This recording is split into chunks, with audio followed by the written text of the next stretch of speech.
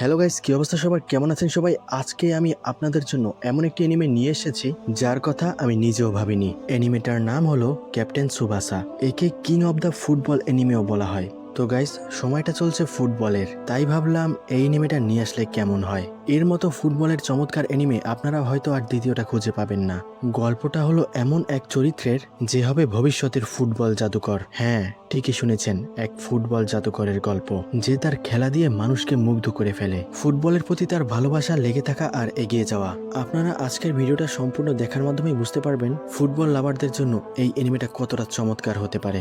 আর হ্যাঁ, আপনি কমেন্ট করে অবশ্যই জানাবেন আপনি কোন দলের ফ্যান, আর্জেন্টিনা নাকি ব্রাজিল নাকি অন্য কোনো দল। তো গাইস, চলুন আর কথা না বাড়িয়ে শুরু করা যাক আজকের এই অসাধারণ অ্যানিমের এক্সপ্লেনেশন।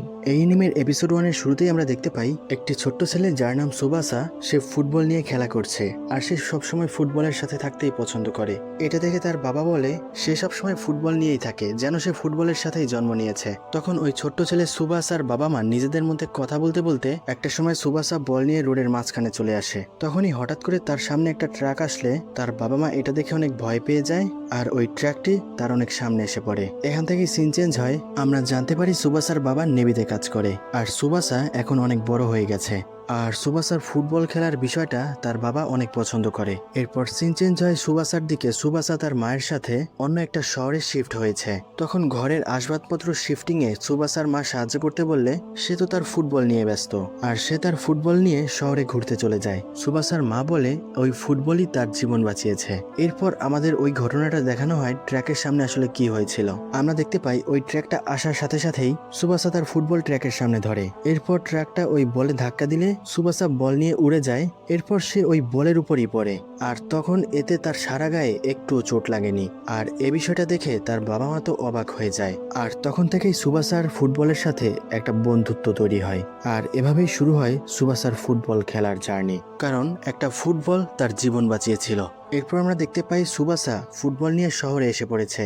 সে যাওয়ার পথে খাম্বার সাথে, জগিং করা লোকদের সাথে, কুকুরের সাথে, অটোর সাথে, শহরে থাকা বিভিন্ন লোকদের সাথে নিজের ফুটবল স্কিল প্রদর্শন করে। অর্থাৎ সে পুরো শহর ফুটবল খেলতে খেলতে ঘুরে বেড়ায়। এরপর সে ঘুরতে ঘুরতে একটা ফুটবল গ্রাউন্ডের সামনে এসে পড়ে আর এটা দেখে সে অনেক খুশি হয়ে যায়। সেখানে আমরা দেখতে পাই কিছু গুরুত্বপূর্ণ চরিত্র ফুটবল গ্রাউন্ড নিয়ে ঝগড়া করছে। একজন একটা ন্যাশনাল টিমের গোলকিপার, যার হাত থেকে কখনোই বল ছোটেনি। অপোজিটে বিভিন্ন ধরনের স্পোর্টস টিমের ক্যাপ্টেনরা। তখন তাদের ঝগড়ার এক পর্যায়ে ওই গোলকিপার সবাইকে চ্যালেঞ্জ করে বসে, চলো ডিসাইড করেই নেওয়া যাক এই মাঠে আসলে কারা খেলবে। তোমাদের প্রত্যেক টিমের ক্যাপ্টেন আমার দিকে একটা করে শুট করতে পারবে, সেটা হোক রাগবি, হকি অথবা টেনিস, যে কোনো কিছু হতে পারে। এই আউটসাইড এরিয়া থেকে যেভাবে চাও, যা চাও শুট করতে পারো। এরপর সব ক্যাপ্টেনরাই এই চ্যালেঞ্জ অ্যাকসেপ্ট করে।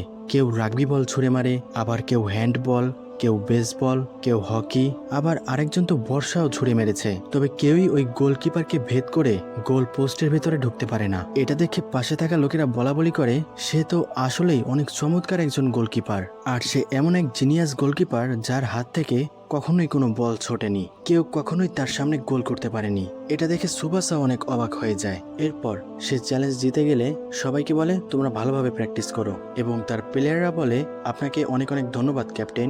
সুবাসা বলে সে তো আসলেই চমৎকার, আমি তার মধ্যে এত ভালো গোলকিপার কখনোই দেখিনি। এরপর যেই ছেলেটি ওই সব ক্যাপ্টেনদের নিয়ে এসেছিল তারা সবাই ওই ছেলেটিকে ছেড়ে চলে যায়। তখন ওই ছেলেটি রেগে যায়, কি বলছো এসব, তোমরা চলে যাচ্ছ, ভীতু কোথাকার।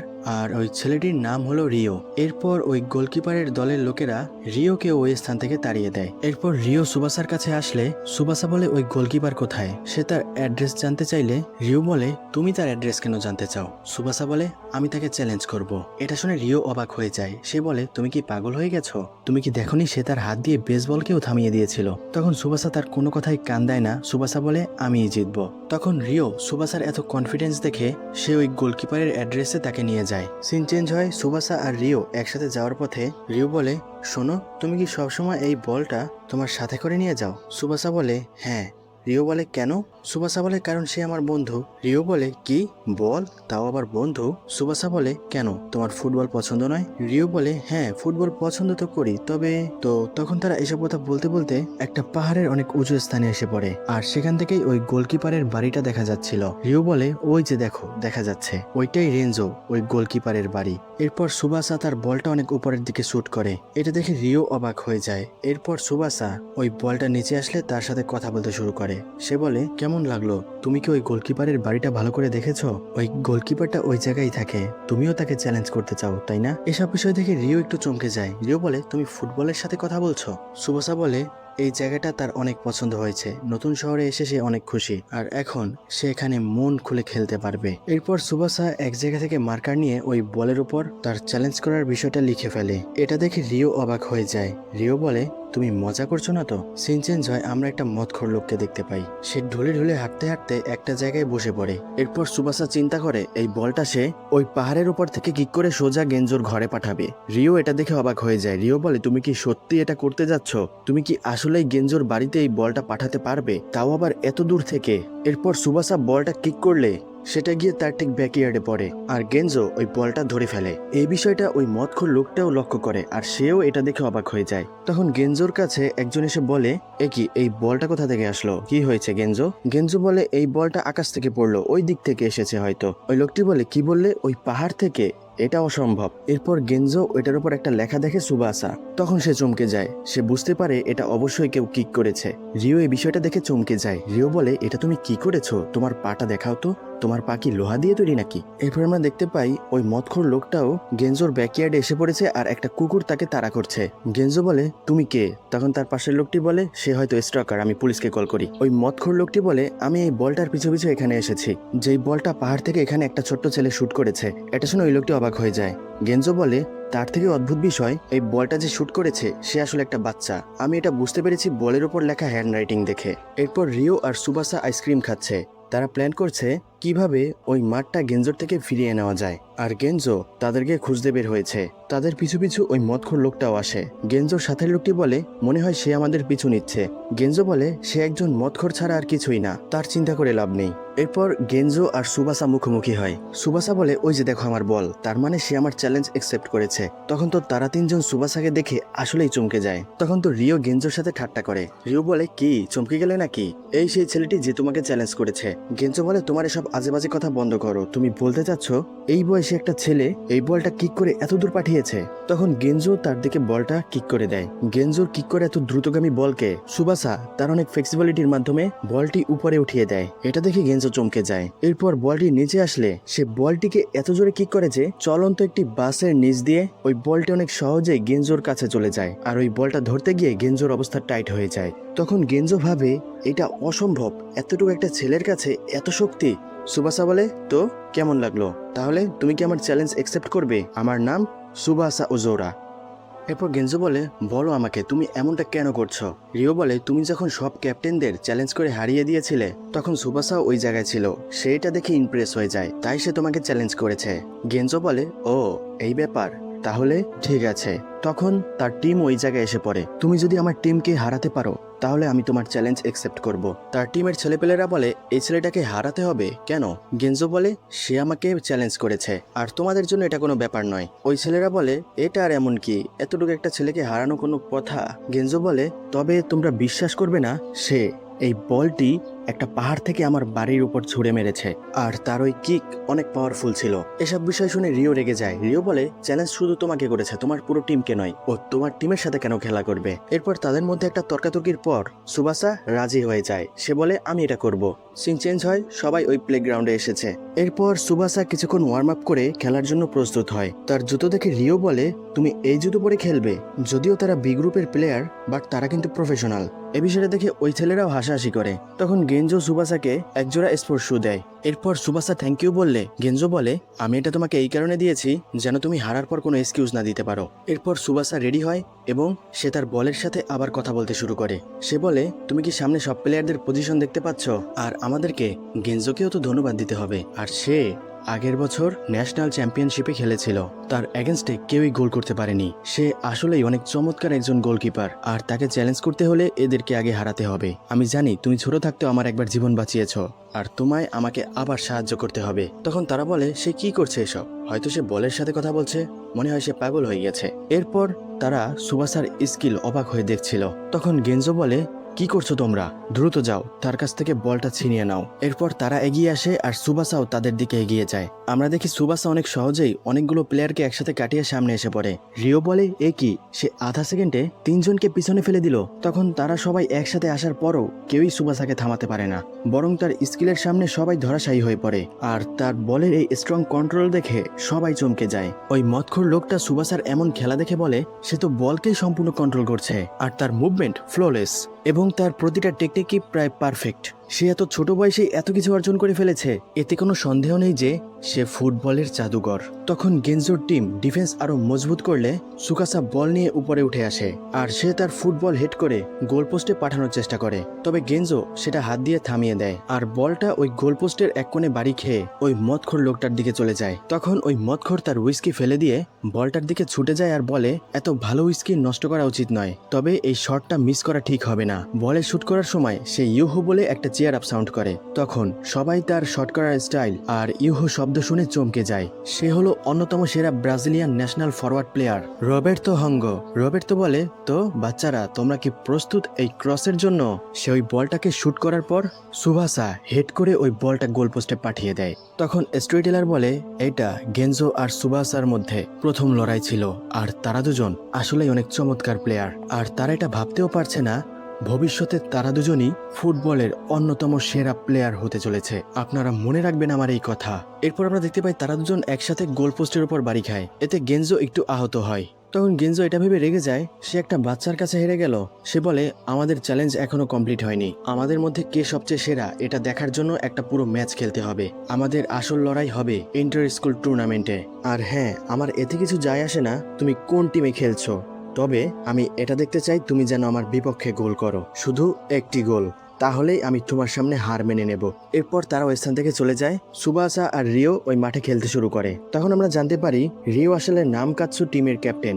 সুবাসা বলে, আচ্ছা তুমি আমাকে এই ইন্টার স্কুল টুর্নামেন্ট সম্পর্কে কিছু বলো। রিও বলে, ও হ্যাঁ, ইন্টার স্কুল টুর্নামেন্ট, তবে তার আগে তোমাকে কিছু কথা বলি। তুমি হয়তো জানো না, নামকাৎসু সুকেৎসু টিমের চিরশত্রু। আমি তাদের একদমই পছন্দ করি না, আর তারা সবসময় এই বিষয়টা নিয়ে বড়াই করে তাদের টিম সবচেয়ে বেশি পপুলার, আর তারা তাদের টিমে শুধু বেস্ট প্লেয়ারদেরই রাখে, আর এজন্যই আমরা তাদের কাছে সবসময় হেরে যাই। তারা সবসময় আমাদের সাথে ঠাট্টা বিদ্রুপ করে, আমাদের সাথে মজা নেয়, আর আমাদেরকে ছোট করার চেষ্টা করে। আর কিছু সময় আগে যেটা হয়েছিল, তারা আমাদের চ্যালেঞ্জ করেছিল এই কারণে, আসলে তারা আমাদের সাথে আবার ঠাট্টা করেছে। তুমি বলেছো সবার সাথে গ্রাউন্ড শেয়ার করা উচিত, তবে তাদের সাথে কেউই মিশতে পারবে না। সুবাসা বলে, এটা তো মোটেও ভালো নয়। রিও বলে, হ্যাঁ, আর এজন্যই ইন্টার স্কুল টুর্নামেন্ট অনেক গুরুত্বপূর্ণ।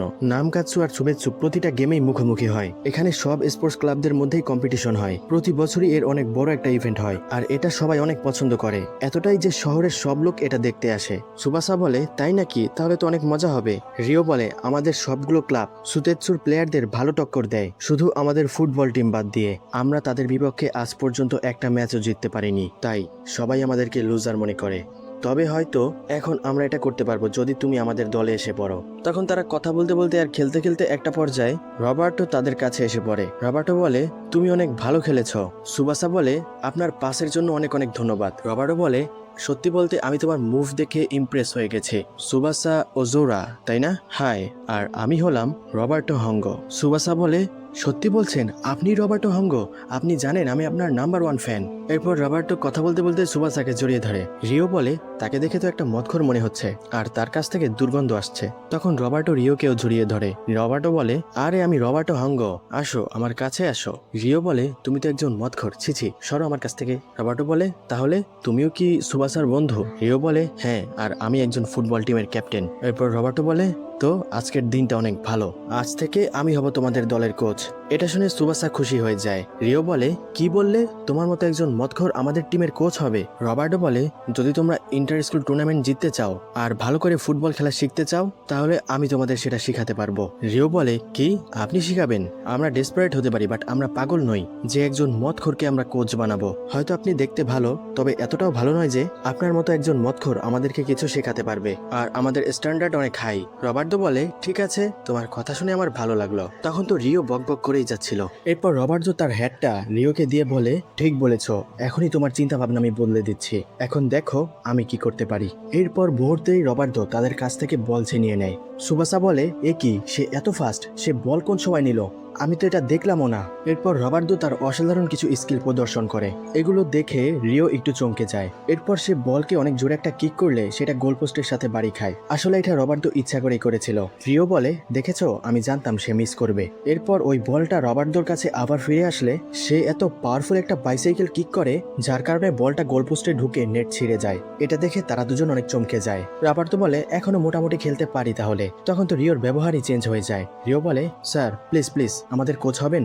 এরপর রিও রবার্টোর হ্যাটটা তার পিছনে ডলা দিয়ে বলে, এই নেন স্যার আপনার হ্যাট, আশা করি আপনি আমাদের কোচ হবেন। আমি ঠিক বলেছি না সুবাসা? তখন সে দেখে সুবাসা নেই। আসলে সুবাসাও রবার্টোর ওই টেকনিকটা অ্যাপ্লাই করার চেষ্টা করে। সুবাসা রবার্টোর মতো গোলপোস্টের রডে বলটা কিক করে আর সেটা ফিরে আসলে বাইসাইকেল কিক করার চেষ্টা করে, তবে সে এতে ব্যর্থ হয়। তখন রিও বলে, সুবাসা তুমি কি ঠিক আছো?